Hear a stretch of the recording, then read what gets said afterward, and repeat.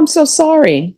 I hope you're giving her information of how to take care of that. I've talked to her about that as, and Your Honor, we have a... Okay, this is where things get serious. The judge calling them into the hallway means something sensitive, possibly confidential or emotionally heavy, is about to come up. That's courtroom language for, let's protect privacy. You can feel the tension already. What do you think this private talk is about? Family pressure, hidden mental health issues, or maybe conflict between attorneys? Sensitive subject that we need to bring up today as well. All right. If you all will meet me in the hallway, I'll talk to you in the hallway. Just have a seat. Thank you. If you'll have a seat, counsel, and I'll speak to attorneys. Nice to meet you too. So you're the father? I am. Okay. All right. So this is what I always tell parents. And I used to be a defense attorney, so I know how it is with parents. When parents have children, their child can be 30, their child can be 40. That's still their baby, and they want to be involved. And it's especially true when you have a child who is young. 17, 18. But here's the thing, in this world, they're all considered adults. Okay. And when they have an attorney or something, the relationship is between them and their attorney. I used to have to tell parents all the time because sometimes the parents would hire me. And I used to have to sit down with parents and say, hey, you've hired me, you're paying me, but that's the end of our relationship. You can't be a part of discussions I have with my client because guess what? If you're part, I would tell them, if you're a part of discussions I have with my client, then there's no attorney-client privilege. And you know what ends up happening with that? When there's no attorney-client privilege, guess what? You can be called as a witness. Anybody who's in that room having a conversation, it's all fair game. They can be called as a witness. And maybe sometimes there's something that maybe a client wants only their attorney to know, and they don't want other people to know. But when parents are in the room, guess what? That all goes by the wayside. And sometimes we have to let our children go and let our children be adults. So on this side of the fence, I would always tell parents, it's great. I need you to be supportive. I need you to make sure that my client, your child, is keeping their mental health great. They know that everybody is rooting for them and are a part of their team. And I would tell them, but that's where it ends. And it can't go past that because when it does, there's an issue. And let me just tell you my experience with one case I had in the past. Had this client very young. Mother wanted to be 100% in the conversations, even though I would tell them, hey, you shouldn't be in this conversation and you cannot be talking to your child about what happened because guess what? You can be called as a witness. They wouldn't listen to me. And so when it came time to do a plea bargain agreement, the parent is in the hallway, and I can tell you this because they were in the hallway shouting, so everybody heard, so it's not confidential. So they're like, I want my child to do A, B, and C. And you know, I told them, I said, that's your child's choice. Because guess what? If your child chooses A, B, or C, and if something ends up happening and they end up going to prison, the judge is not going to say, you know what, your child only chose A, B, and C because of you, so we're going to let you suffer the consequences. You understand? I do. And for some reason, with attorneys, people assume that being an attorney is easy and being a doctor is so much differently. Because if you go to see a doctor and you get a second opinion and a doctor tells you, oh yeah, your child needs a heart transplant, or oh yeah, we need to take the appendix out. A parent doesn't go to that doctor and say, well, I want to look at everything and let me just tell you how I think this appendix should be taken out. The person depends on the doctor, that the doctor knows what they're doing. And that's the same case. That's the same situation with these cases. And everybody needs to understand that. Cannot be crossing lines. Does everybody understand? Understand? All right. So that's the way it's going to be. So this is what's going to end up happening. We are going to come back and we're going to come back on June 27th. Counsel, is that enough time? Yeah. Yes, Your Honor. All right. So we're coming back on June 27th. And let me just tell you the way this court is run. Well, you say 27th or 22nd? 27th. I'm double booked. I've got a hearing on the 27th. Okay. But All right. We can bring it back on the 24th. yes. Thank you. All right. So we're going to come back on June 24th. This is the way things run in this court. I make sure that everybody has the discovery. So when the defense counsel and everybody tells me I've received all the discovery, next thing I do, I require the state to tender an offer to the defense. And the defense has an ethical and legal obligation to tender that offer to their client and tell their client what the consequences are of the offer. Then I give everybody a plea deadline date because I want people to think about whether they want to accept the plea or not accept the plea. If they decide not to accept the plea, when I give them the plea deadline date, then that plea deadline date has expired and the next setting is going to be a jury trial. And if somebody after that plea deadline date has expired decide, oh gosh, I don't want to go to trial, the only way I'll accept a plea is for good cause. Otherwise, they'll have to plea open to the court. All right, everybody understand? Any questions, Dad? I do have one Sure. question, Judge. Yes. When your child has a serious, persistent mental illness and a developmental disorder, and that is recognized. This is one of the most difficult truths for any parent in court, knowing when to let go. The judge isn't shutting the father out. She's protecting the daughter's legal rights. Once your child turns 18, the law treats them as fully responsible, even in moments of crisis. It's tough love from the bench, and a reminder that emotion and legality don't always align. What would you do if you were that parent? It should be recognized early on in the Article 1622 of the Code of Criminal Procedure. And there's been multiple suicide attempts. All right, let me stop you right there. So here's the thing. With regards to that, that is something for her attorney to address. What you should do as a parent is turn information over to the defense attorney if you think it's something that she needs to know or is something that her client wants her to know. You understand? Okay. So here's the thing. You got to cut the string. And when I say cut the string in the court, I mean court the card as in your daughter and her attorney need to be able to have conversations in private. Now, if her attorney wants information from you, then the attorney will ask you, say, hey, I need some information from you. These are records. Maybe I need these records. I'm trying to get these records. Do you have these records? This is something that I want to view. That's completely up to the attorney. But what you're telling me right now and quoting code sections to me, guess what that tells me? You're trying to be an attorney and you're not an attorney. Did you go to law school? I didn't go to law school. So there's the thing. People think that they can read penal codes. They can read the Code of Criminal Procedure and that's it. And not to step on anybody's toes, but for criminal law, when you're practicing criminal law, you know what your Bible is? Your Bible for your profession is this book. And you see how thick this book is? And so if I were not an attorney, guess what? I would see one section and I'm like, oh, that section says that. D is for done. But that's not the way it works. This entire code, guess what?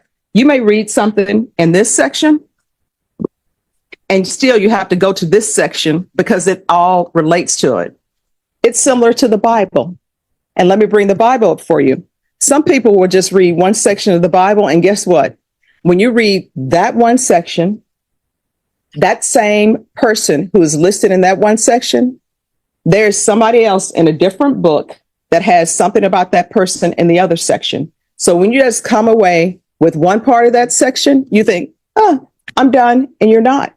And that's why you have to study this forward and backwards. And how many years have you been an attorney? Over 20, and I'm board certified in criminal law. All right. Over 20, board certified in criminal law. So when people are throwing code sections out to her, let me just tell you, I know her. Every attorney in here knows her. And all attorneys know each other because when you've been in Bear County practicing for over 20 years, people know you, people know your work. What I can tell you is she would not be board certified in criminal law if she didn't know this book and know the updated part of the book. And what do you do for a living? I have been the president of an international Fortune 400 company in Okay. Mexico City. So let me ask you this. Yes. How would you feel is if you are doing that job, and how many years have you done that? 20. You've done that for 20 years. And I just walk into your place of business and I'm telling you how to run things and telling you what the law is about something that you've been doing for all your adult life. Maybe you wouldn't take offense about it, but I guarantee you when I left the room, you know what you'd probably say? Who does she think she is? She doesn't have a degree in this. She hasn't even worked in this field and is trying to tell me how to do it. And for me, that's with any job. For example, I wouldn't go to McDonald's and tell them how to cook their fries. I haven't cooked their fries. I don't know how to cook it. I would not go to a contractor and tell them how to pour concrete. I may think I know how to pour concrete, but the little things I know about pouring concrete, you have to have it at a certain temperature. Otherwise, it's going to crack. You have to mix it appropriately. That's why when you see people out here mixing all their concrete with quick concrete, sometimes it doesn't go right because there are certain things that experience, knowledge, and education treat you about it. So here's the thing at the end of the day. At the end of the day, this is her attorney. From what I've seen, it appears to the court that she's following through on all mental health issues, if there are any. You know why I know? Because I put in here, refer to mental health court. And I know that she's been working on doing that. That's why it's in here. Otherwise, it wouldn't be. And you know how I know that? Because she requested it. So when you come to me about the code of mental health, I already know she knows about that because otherwise it never would have been requested. Judge Mack? Sure. And of course, As long as you're not quoting the law to me. I won't go the long, Your Honor. Okay. Of course, she did go to mental health, and that's where we discussed, and that's the absolute right place to be. Just a month ago during a suicide attempt, I said, I really finally have insurance and I'd like to get inpatient care for her because it's a very serious issue. Okay. And I was direct, no, let's hold off until we can get. So here's the thing though. The advice that she's given your daughter and the advice that maybe she's given you, that's from her legal perspective. And she's trying to protect your daughter's legal rights because this is a criminal case, right? So that's what's happening. So what we're going to do, I'm sure she probably already has, but I'm sure she'll do it again. If your daughter wants to, she's going to discuss with her what the offer is. And we're going to come back. Either she's going to accept the offer, not accept the offer. And either we're going to be in jury trial or we're not going to be in jury trial. That's where we are. But I will tell you this. Whenever you're meeting people and you're meeting people in their profession and you want to talk to them, don't quote them things about their profession. I know that she's not going to take it as a slight, but people tend to not like that because people pay more what the cost of a mortgage for their degrees, and they spend a lot of time, experience, and knowledge doing what they do. And I don't know of any defense attorney who would purposely try to lead their client down the wrong path. And I've never seen her try to purposely lead her client down the wrong path. And just my experience of a judge with her, I've never had to tell her what the law is. Okay? All right. Is there anything else? There is. Yes. My client had a mental health evaluation that her father has possession of and is refusing to relinquish, from my understanding. I would like to get that today. All right. So here's the thing. I can't force you to turn over things to her, but get this. She needs information in order to represent your daughter, right? So that's what she needs in order to represent your daughter. Whether you want to turn it over or not, that's completely up to you. Here's another thing I would always tell my clients and my clients' parents. This center of the courtroom, which we call the well of the courtroom, is a minefield. Your child I am directing them on where to walk in this well that's a minefield. I'm behind protected glass. I'm going to be. That right there is the heart of courtroom ethics, confidentiality. The judge's minefield analogy earlier now comes full circle. One withheld record, one broken line of communication, and everything could explode legally. This whole exchange isn't just about law, it's about trust. Between parent, attorney, and judge, who really knows what's best for the defendant? Comment below, would you hand over those records or hold on to them? Just fine.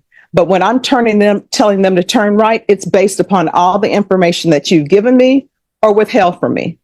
And when I tell them to turn right, I would always tell them they have no choice. They're going to go right. Now, when they turn right because of some information you haven't given me, and I'm going by the information that I have, is there going to be an explosion? If there's an explosion and it's because of some information you had that you didn't give me, that's all on you. So if you or if people care about their children, this attorney, it's confidential. So if she receives something, guess what? It's confidential. It's something that she's received. Maybe it's something she wants to discuss with her client or not. It's not something that she is going to turn over to the state unless that's something she thinks should be done. So if you want to hold on to that, then that's up to you for holding on to it. But if you say you want to help your child and she's telling you she needs that information, I mean, what do you think she's going to do with the information? You know?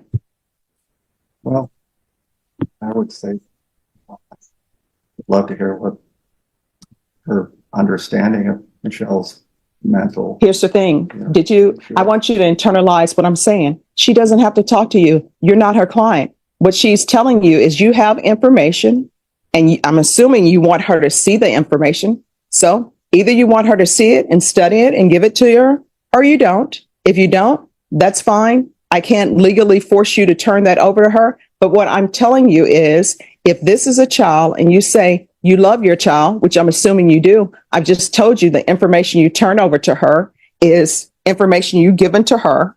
Her medical records are confidential. She's an adult, so I don't even know why you have them in the first place because she is an adult. Those medical records are her medical records. They are not yours. She is not a child in the eyes of the law. So if you have something that would help her attorney represent her better and you love her, you probably should turn it over. The end. That's it. The end. All right. So either are you going to turn that over to her or not? That's either yes or no. I'm going to give it to my daughter. If she wants to, it's a client, privilege between the two. And if she wants to. All right. So just hand that over to your daughter now then.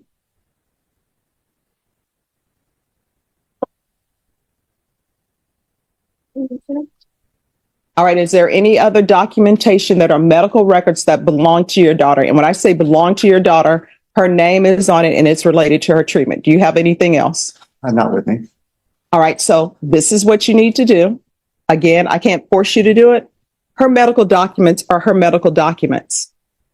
And do not interfere with her and her attorney relationship. You understand? So you can't give her her documents and then say, oh, I don't want your attorney to have it, or I don't want this to occur. You need to be a part of her having great mental health. And the way to do that is not put stressors on her. And don't put stressors on her by interfering with her relationship with her attorney. Because guess what? This atmosphere, being on the criminal side, is already stressed enough, whether somebody committed an offense or not. Can you imagine the stress that people have because they think maybe they're going to prison? People in the box, guess what? They're over there. They're brought over from the Bexar County Jail, not on bond, can't make bond or something else. Even though you may say, oh, my daughter's not like those people, or my daughter doesn't have criminal history. Guess what? Even if there's somebody over in that box who's been to prison before, guess what? Their heart is still beating fast because they don't know if they're going to go back to prison or not.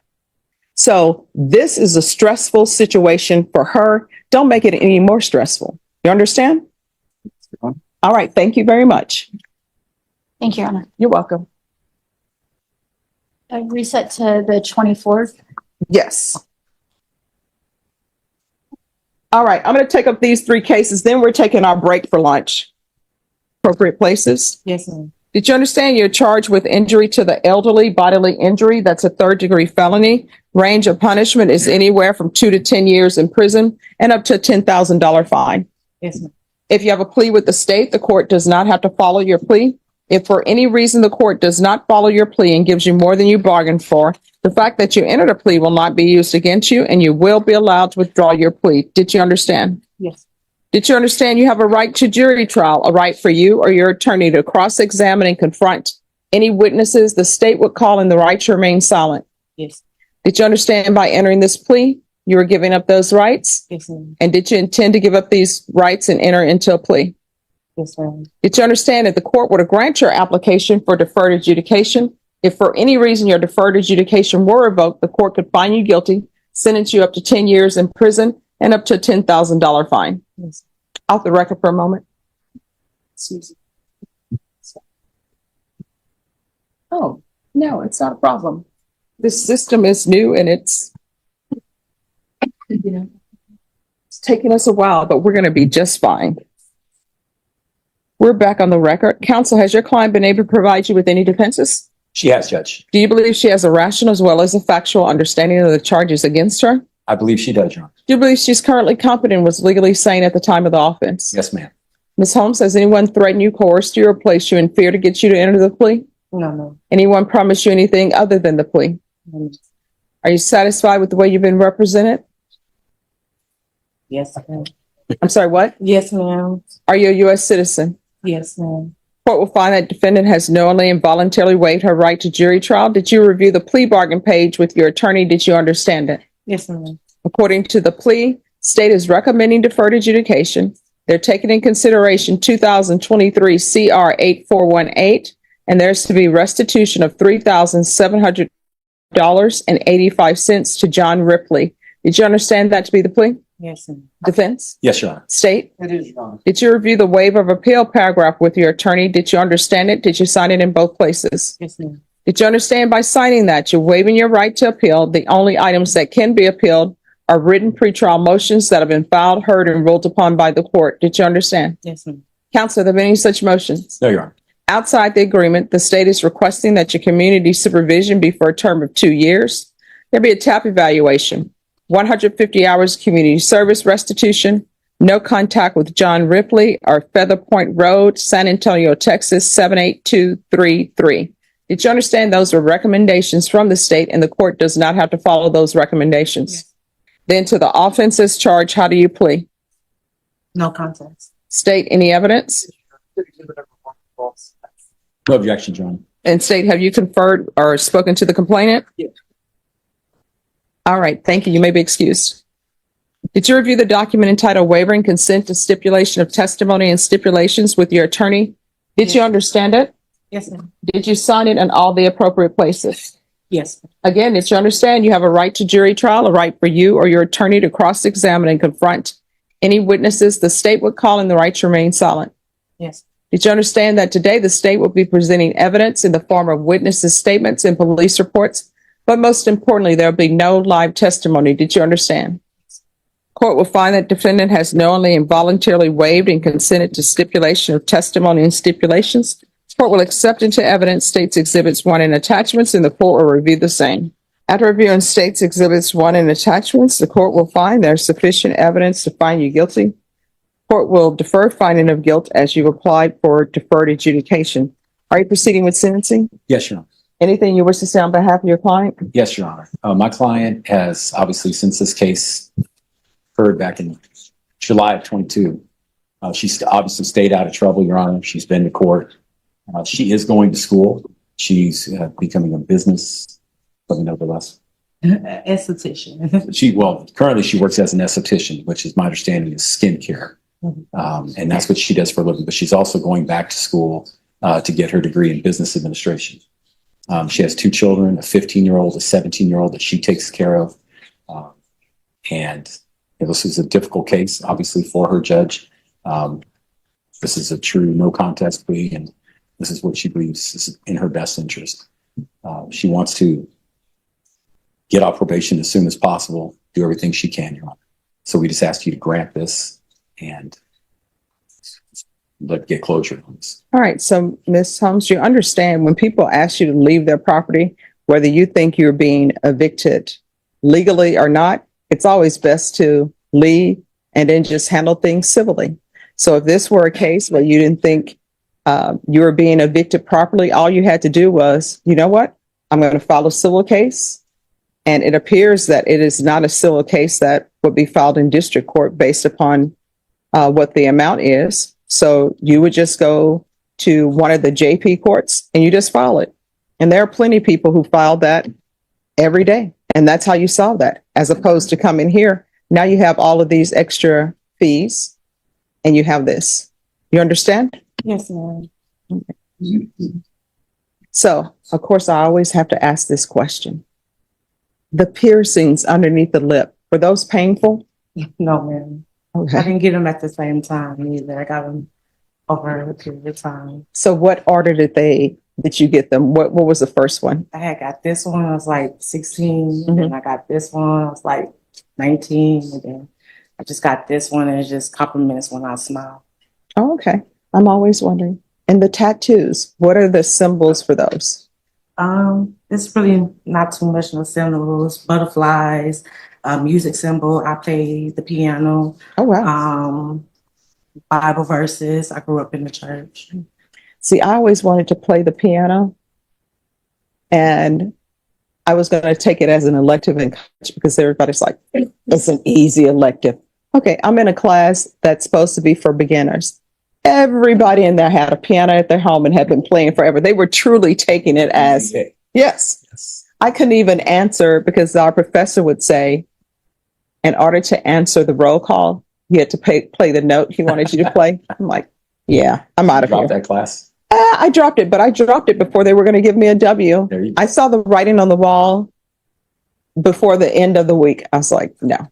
Judge, as you know, YouTube that want to learn piano, YouTube will teach you immediately. All right, we're going to see. Well, don't put professors out of business. All right, so you're currently employed. Okay. So this is what the court is going to do. The court is going to sentence you to 2 years deferred adjudication. Take in consideration 2023 CR 8418 and state, do you have that? There's going to be regular reporting by Zoom. Thank you.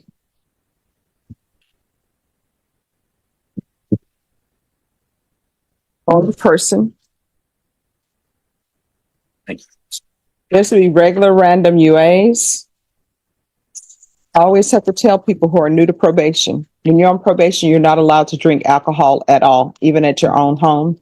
You're not allowed to do marijuana, even at your own home, because what that's going to result in is that going to result in a positive UA. And people think these are my rules. These are the rules that the legislatures have put in place. So if you're UA today, is everything going to be fine? All right, what's going to be in your system? All right, so we're going to do random UAs and we're going to test for levels. So those levels need to start going down. You understand? And do not, if they file a motion to revoke because your levels are increasing, do not come back to the court saying you were around people who were smoking, because you have children. You shouldn't be around people who are smoking because it gets in your clothes and children end up smelling like marijuana. Their clothes smell like marijuana. And then children who are at school tend to tease them. And we don't want that. There is to be 150 hours of community service restitution. May I speak to that, Judge? Yes. Is it possible if she can show semester grades going towards her business administration degree, that can satisfy some of that community service? I was just about to say. Thank you, Judge. Thank you. ESPN. The community service hour. Yeah, we're here. The community service hours will be waived once she provides proof of her BA. And honestly, you should be able to finish that, hopefully, before your community supervision has expired. But if you show the court that you're actually taking classes, and when I say take classes, your attorney, no, I will mean this, not just one class a semester. You understand? And I understand that you work. I understand that you have children. So for you, is going to have to be at least 4 hours a semester. And that's not full time. For this court, at least 8 hours is full time. But because of everything that you have going on in your life, probation, she needs to do at least 4 hours per semester. There's to be anger management. There's to be no contact with John Ripley or the address on Feather Point Road.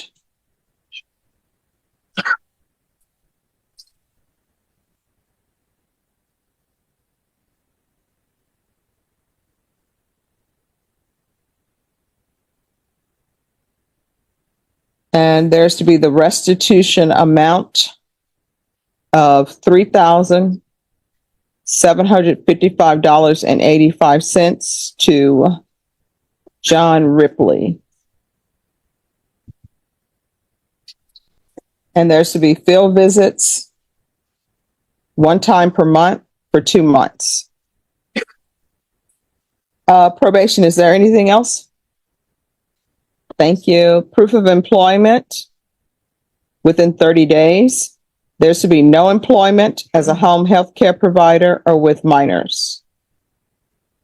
And Judge, was the fine probated? Is that something I need to address? There was no fine asked for. You're welcome.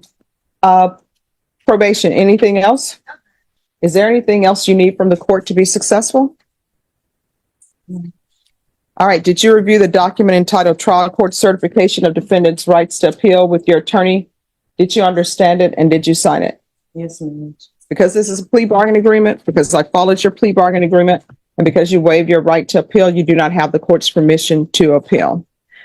Off the record, in this court, to be successful in probation, communication is key. If you have an issue, let your probation officer know about it. If you feel as though your probation officer isn't addressing it, you can always come back to the court and we'll take it up. All right. Do you have any questions? All right. Good luck to you. Thank you, Judge. May I be excused? Yes. Thank Once she talks to probation. Yes. Luis Deli.